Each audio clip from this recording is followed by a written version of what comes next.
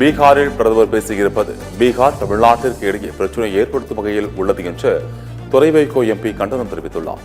திருச்சியில் செய்தியாளர்களை சந்தித்து பேசிய அவர், தமிழ்நாடு வந்தாரை வாழ வைக்கும் மண், தமிழ்நாட்டில் பீகார் மக்களுக்கு எந்த பாதிப்பும் இல்லை, யாரும் அவர்களை தாக்கவில்லை என்று கூறினார். ஆனால் பீகாரில் பிரதமர் பேசியிருப்பது பீகார் தமிழ்நாட்டிற்கு இடையே பிரச்சனையை ஏற்படுத்தும் வகையில் உள்ளது என்று அவர் கண்டனம் தெரிவித்தார். பிரதமர் ஜாதி மத அரசியல் எல்லைகளை கடந்து செயல்படவும் பேசவும் வேண்டும் என்றும் துரை வைகோ கூறினார். வைகோ சீமான் சந்தித்தது மரியாதை நிமித்தமான சந்திப்பு தான். பெரியாரையும் அண்ணாவையும் திராவிட இயக்கத்தையும் கொச்சைப்படுத்தி பேசி வரும் சீமானுடன் எங்களுக்கு எந்தவித உடன்பாடும் கிடையாது என்று அவர் கூறினார்.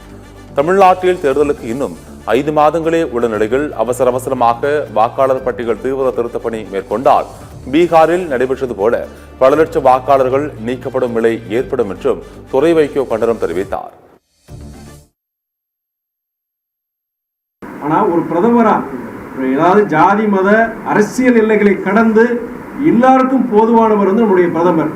அவர் அங்க பீகார்ல போயிட்டு இங்க இருக்கிற தமிழக ஏன் தமிழ் மக்கள்னு சொல்லல, திமுக தான் நான் சொன்னேன்னு சொல்றாரு. அதே நான் தவறுன்னு சொல்றேன்.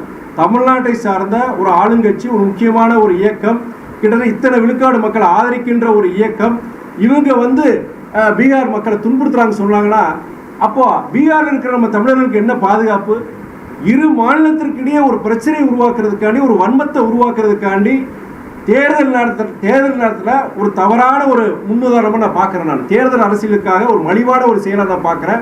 இது வருத்தத்துக்குரியது, வேதனைக்குரியது.